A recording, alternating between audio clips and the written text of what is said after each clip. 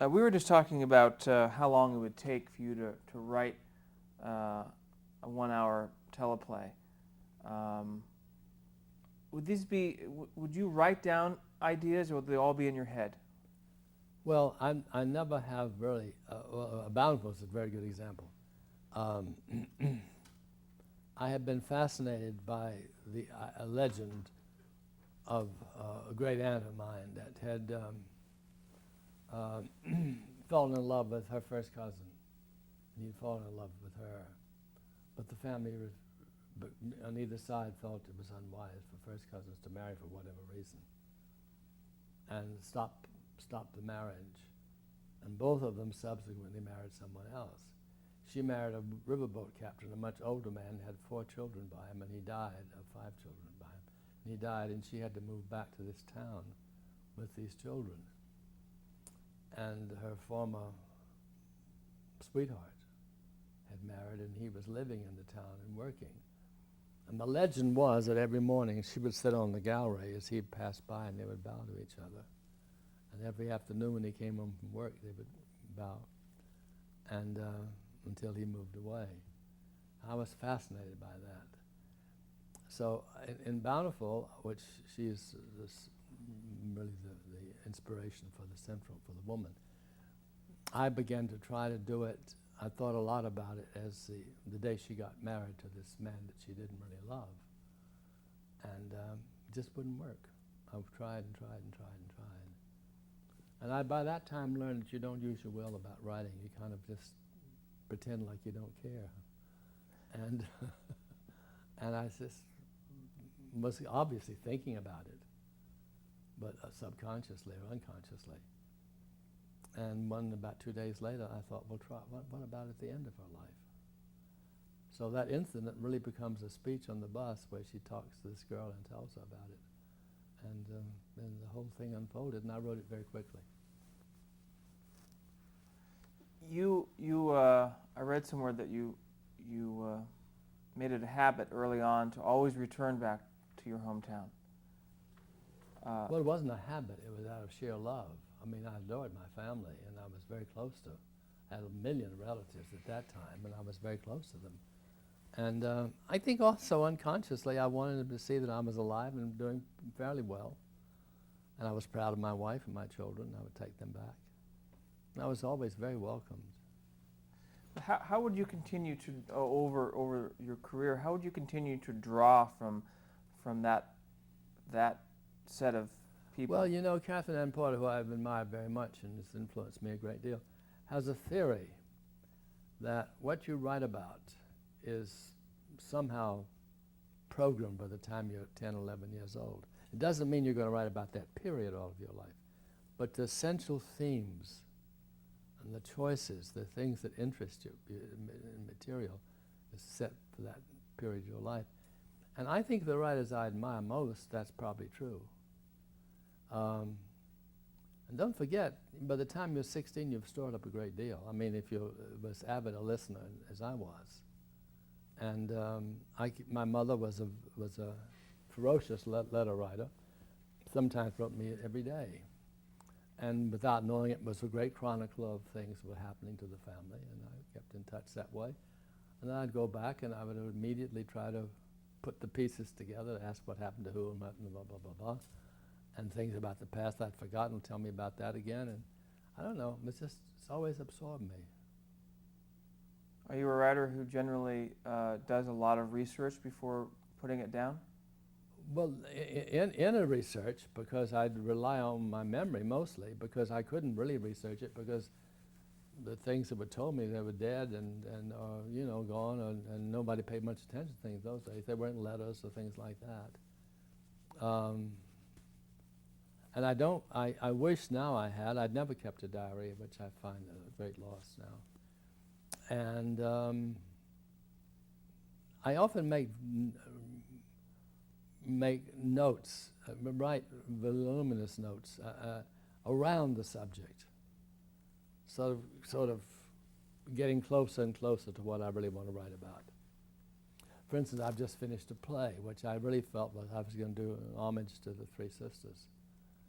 because it's a play that's influenced me a lot. And I just thought that'd be kind of smart trick to say.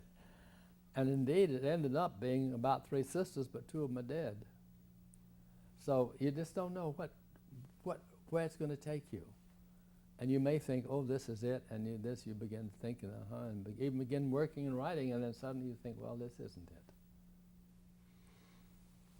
It's a different journey. I want to bring you to one of the plays that you were very proud of, Death of the Old Man, for a show called The First Person Golf Playhouse. Yeah. Tell me about how that came about and what you. Well, again, I was living in East Hampton because Fred was living there, and he asked me to come out because by that time we decided to do Bountiful as a play. And I was to work on it out there, and then to help me, I guess, pay my expenses, he commissioned me. He was starting this thing for the summer called the Golf Playhouse, which was an experiment in the sense that was the camera was a character. And it was seen through the eyes of this person who you never saw, but they kind of told you about it and led you into the scenes. And so like a subjective point of view. yeah. And the camera was this dying old man who we never saw, but we heard his voice. And we saw the things happening from his point of view. And Arthur Penn, who had never directed a television play before, he'd been, I think, a floor manager, a stage manager or something out on the West Coast. Right. And he was extraordinary. And he had studied with Michael Chekhov, I remember that, which was impressed me. And I know one theory of Michael Chekhov is that you're influenced by the atmosphere of a room you come into. And I remember him telling them, the actors, that this was a dying man's room, and it would always affect their behavior. And it was a wonderful production. Unfortunately, it's been lost, McKinney, just gone. But the other one has not been gone, and that's very effective, I think, too. It's called Tears of My Sister, which Arthur directed, and Kim was the camera. Kim Stanley. Mm-hmm.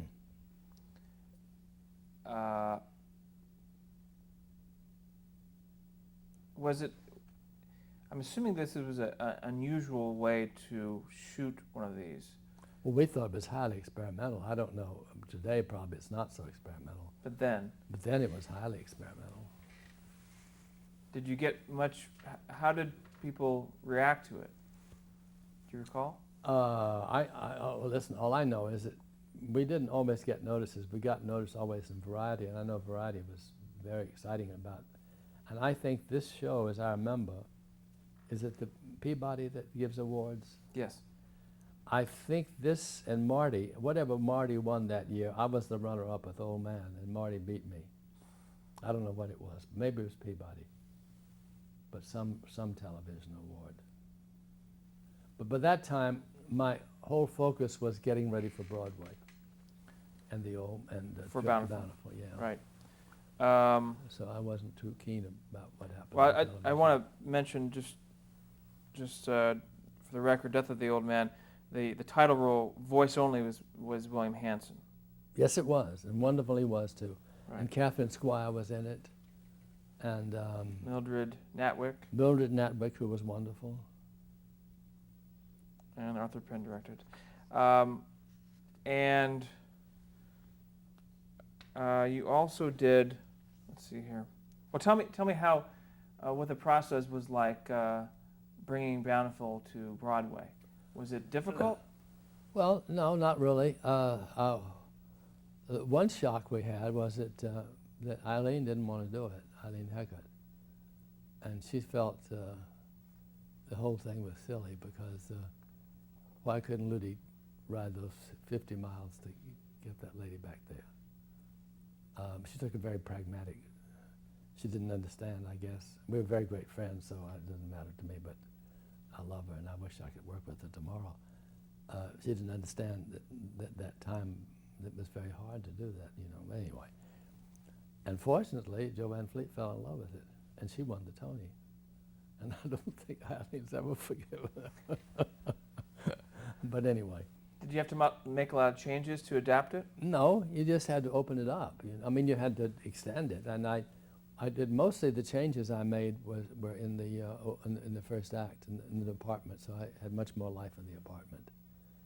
And Well, but on television it was just a one-act play, and Yeah. on Broadway it was 3 acts. 3 acts, yeah. Right. Yeah. And there were expansions, but no, I mean, for instance, the bus scene was exactly done on television. I mean, the scene between the two, between Eva and Eva Marie continued. And then the interesting thing about Eva Marie, well, I had done it with her the other night. We were thinking about it, and she, Kazan had seen her and offered her.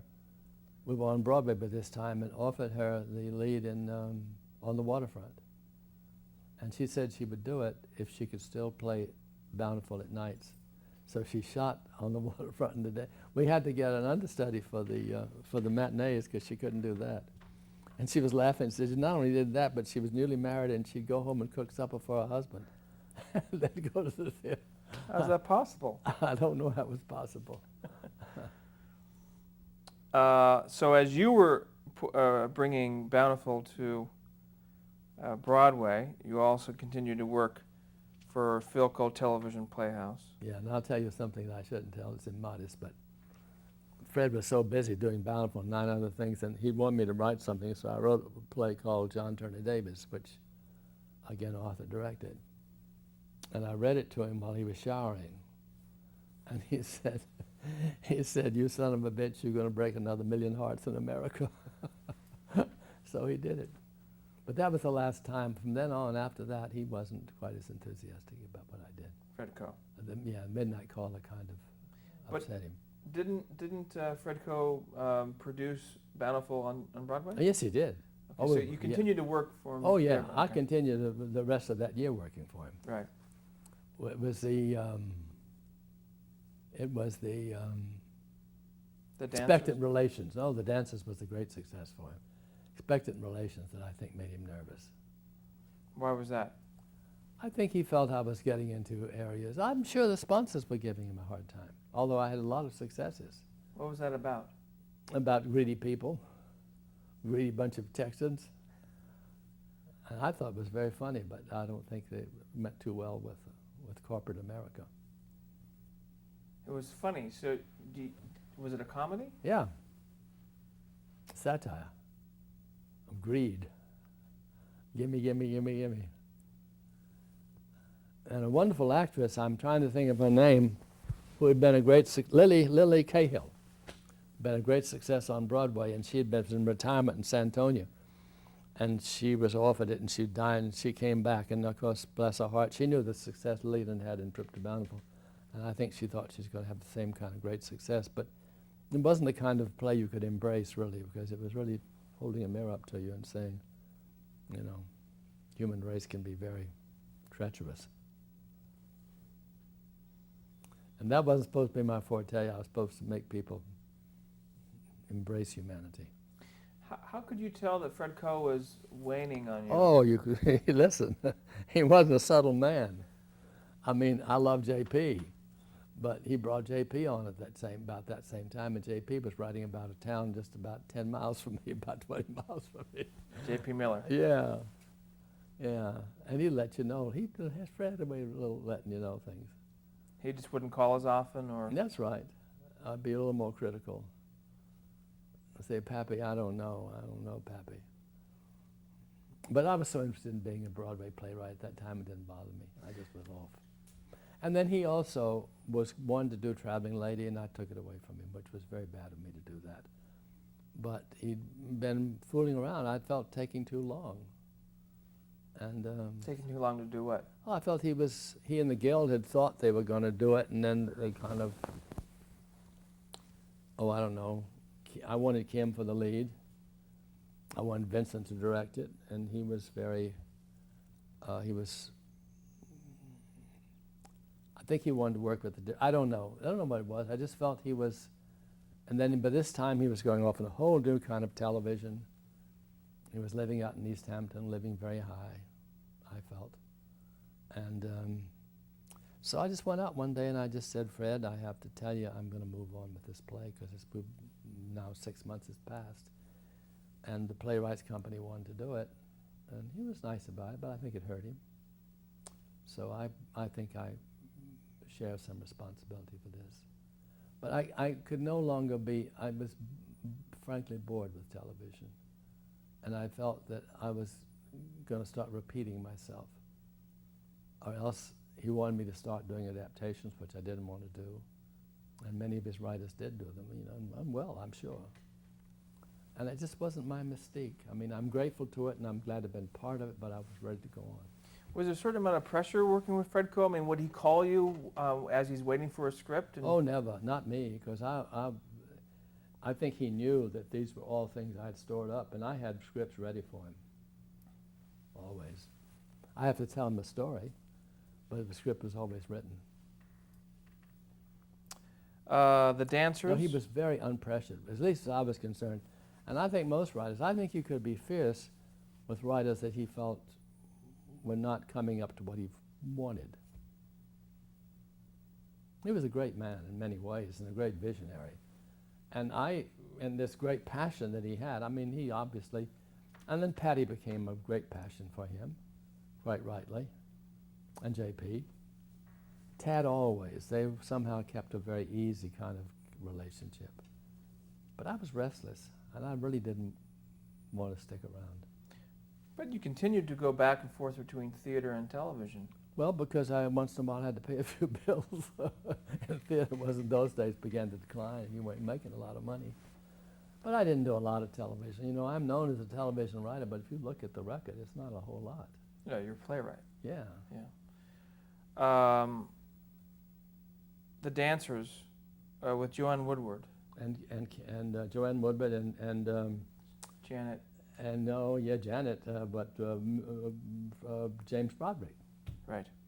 That was his first break in television, and of course began a long association with the Broderick family and me, because Matthew and I worked together a lot too. But Jimmy was also in the old beginning, I believe. And in the Dances. Right. And it also almost caused a break between me and the Strasbergs, because I was very close to Lee. And Susan wanted to play this very badly, and I wanted to, but Fred didn't think she was right. And I think Lee was very upset. How was it working with Joanne Woodward? Oh, she's charming, wonderful. She was lovely. She'd done Young Lady Property with Kim, which was an enormous success, by the way. You haven't talked about that. Well, I mean, we mentioned it earlier. Kim just galvanized the industry in that part. Why? Because she was so gifted, and she just was very unusual. And people, it began this whole school of people kind of doing Kim Stanley mannerisms, you know. All the actresses began to kind of copy her. She was wonderful. What makes her unique as an actress? What makes Beethoven unique as a composer? I mean, it's just a God-given thing.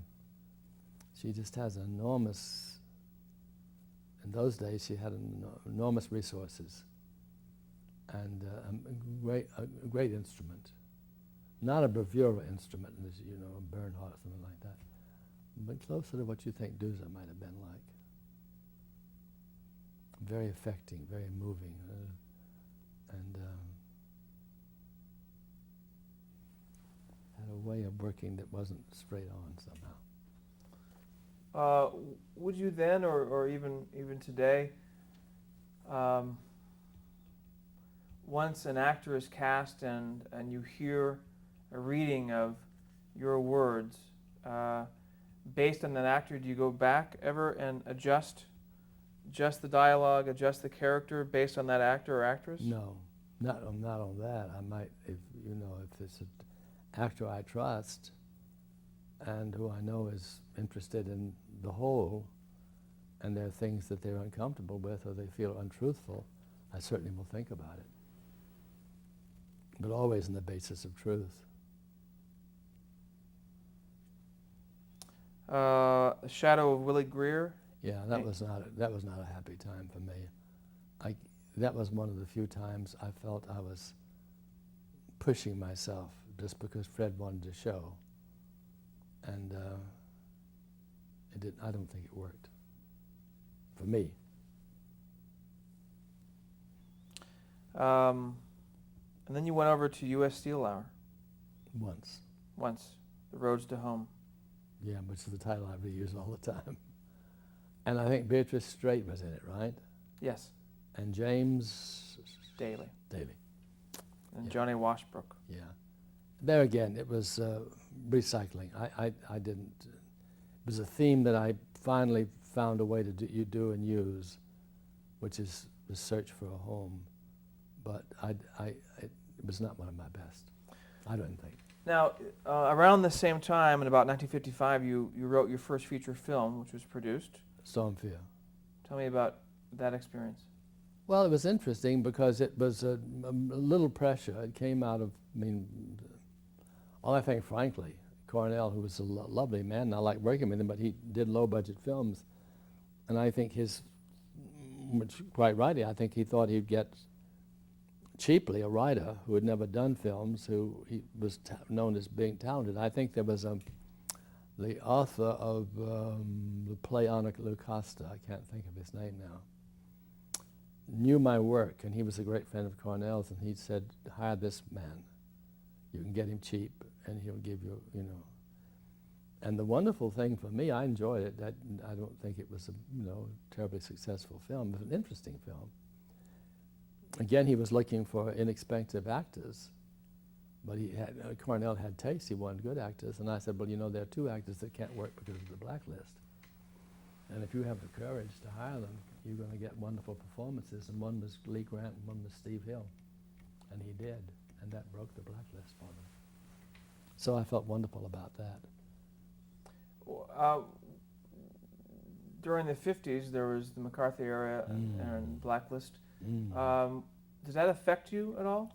Well, it affected me in the sense that a lot of my friends were affected, and it was a nervous time, because these jackasses was, they were making up anything to say you were a card-carrying communist. You may have, my dear friend Valerie Bettis, who was the most unpolitical person I know of, I think she had danced once for a benefit for Spain, and they blacklisted her. Will Hare, who I don't think even voted for President of the United States, got his name mixed up with Will Geer, and he got blacklisted. Oh, it was terrible. Insane. Were you afraid of getting on the list? What could you do about it? I wasn't afraid but I didn't know what to finally were going to say got you on the list. I was certainly politically active. I was a pro-union and marched in union parades and things like that. I didn't know. They didn't, but it could have. You mentioned Cornell, which is Cornell Wilde. Mm-hmm. And his wife was Jean, lovely girl. She'd been married to Franchette Tone. Jean Wallace. And they starred in it, and then they had Lee and Steve. Stephen Hill. Did you ever talk to Lee Grant or Stephen Hill? Steve and I are very close friends, and Lee and I are very fond of each other. We just don't see each other that much. But during the filming of that movie, no, in those days they didn't have writers on the set, and they filmed it in the snow country someplace, and I wasn't around. But I guess my question was, had you ever talked to them about this show breaking the blacklist for them? Not really, because I think it's a sensitive thing for them. I don't think they necessarily want to talk about it. I wouldn't mind talking to them about it, and I'm sure they were aware of it.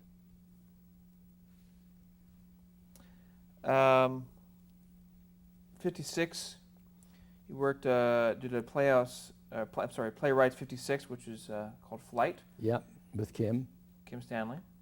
For Fred. Yes. But at this point, you were starting to wane away from working with Fred Coe. Well, yeah, because he also had given up Goodyear by that time, and I think Bob Arthur had taken over, and Bob and I had never gotten along very well. I think we just worked differently. And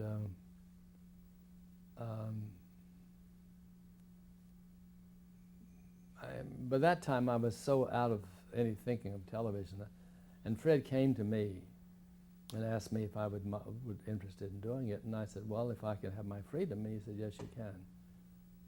And I said, well, this is what I want to write, and then Kim wanted to do it.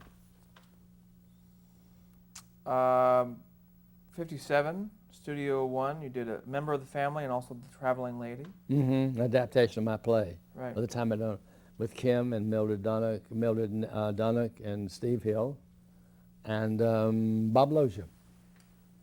And it was a happy time. Although, you know, I don't know that the play, it was difficult to condense a play down to an hour from, you know, but they were wonderful in it. And it's on the Museum of Modern Broadcast. I think they have a copy of it. Traveling Lady. Mm-hmm. And then The Member of the Family was with Hume. Cronin. And we had a wonderful time. And it was the first time I worked with Herbert Rodkin, and I had a wonderful relationship with Herbert.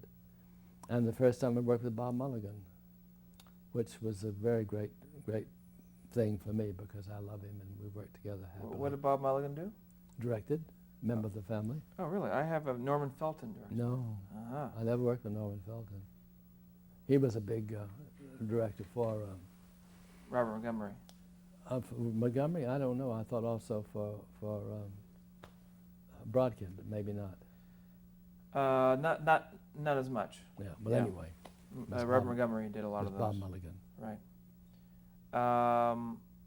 And then you adapted Old Man. Yep, which was a wonderful time. Tell me about that experience.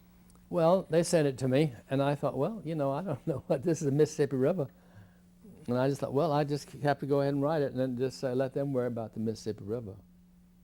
And I wrote it, and Because it was written by William Faulkner, who which was intimidating, you know. I think he'd won the Nobel Prize by that time. But I thought, well, I just can't help that, and I just got to go ahead and do it. And so I wanted Kim, but Kim wasn't available for something, and they asked me about Geraldine, and I said, oh, I'd love to work with her.